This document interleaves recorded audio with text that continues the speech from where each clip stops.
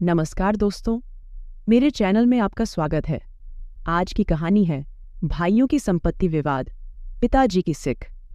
संपत्ति और भूमि के बांटने की लड़ाई सेठ के दोनों पुत्रों के बीच जारी थी और एक घर के बारे में विवाद और बढ़ रहा था। एक दिन दोनों भाई इतनी ज्यादा लड़ रहे थे जैसे कि वे हर क्षण एक दूसरे को मार डालेंगे। जब सेठ ने ऐसे उन्हें देखा, उन्होंने बहुत जोर से हंस दिया। अपने पिता को इस तरह हंसते हुए देखकर दोनों भाइयां लड़ाई को भूल गए और पिताजी से उनके हंसी का कारण पूछा। पिताजी ने कहा, तुम इतनी छोटी सी जमीन के लिए इतना झगड़ा कर रहे हो? छोड़ो उसे और मेरे साथ चलो। मैं तुम्हें एक अमूल्य खजान दिखा दूंगा, लेकिन एक शर्त है। अगर तुम लड़ाई जारी रखते हो तो मैं तुम्हें खजान लेकर नहीं जाऊंगा और हम उच्च कोटि के पास पहुंचने के बाद भी हम वापस आएंगे। खजाने के लिए दोनों पुत्रों ने समझौता किया। चाहे जो भी हो, वे लड़ाई नहीं करेंगे और पिताजी के साथ यात्रा पर जाएंगे। अपने घर छोड़ने के बाद दोनों पुत्र अपने पिताजी के साथ बस में चढ़े। उन्होंने लगभग 10 घंटे की यात्रा की और फिर एक गांव पहुंचे। सेठ ने उन्हें एक बहुत बड़े हवेली में ले जाया जो सभी ओर से उजड़ी हुई थी। जब वे हवेली में पहुंचे, सेठ ने देखा कि कई जगहों पर कबूतरों ने अपने घर बना रखे थे। ऐसा देखकर सेठ वहीं बैठ गए रोते हुए। पुत्र ने पूछा, क्या हुआ? तुम क्यों रो रहे हो? रोते हुए उन्होंने कहा, बस इस हवेली को ध्यान से देखो। बस याद रखो कि तुम दोनों यहां अपना बचपन बिताया करते थे। शायद आपको याद नहीं हो, लेकिन जब तुम छोटे थे, मैंने अपने बड़े भाई के साथ इस हवेली के लिए बहुत जगह जगह लड़ा है। उस समय मैंने जीत हासिल की थी।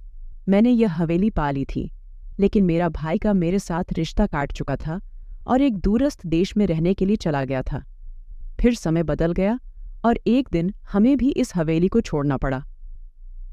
बच्चे ध्यान से सुन रहे थे। तभी पिताजी ने पूछा, बेटा बता, यहां आते समय हम कौन सी सीट पर बैठे थे? क्या वह सीट हमारी हमेशा के लिए होगी? दोनों बेटे साथ में बोले, बस की सीट हमारी हमेशा कैसी हो सकती है? बस की यात्रा जारी रहती है और सीट पर यात्री बदलते रहते हैं। हमारे पहले किसी और ने वहां बैठा होगा और कल कोई और बैठेगा। उस सीट में क्या है जो किसी समय के लिए हमारा है? पिताजी हंसी में रोए और फिर आंसुओं के साथ कहा, यही मैं तुम्हें समझाने की कोशिश कर रहा हूं कि जो कुछ भी तुम्हारा है वह तुम्हारा कुछ समय के लिए है। इससे पहले उसका मालिक कोई और था, कुछ समय के लिए तुम हो और इसके बाद कोई और होगा। मेरे प्यारे बच्चों, बस एक बात याद रखो कि इस छोटे समय के मालिकी के लिए तुम्हें अपने कीमती रिश्तों को बलिदान नहीं करना चाहिए। अगर जीवन में धन की लोभने आती है तो उस समय इस हवेली की स्थिति को याद करो।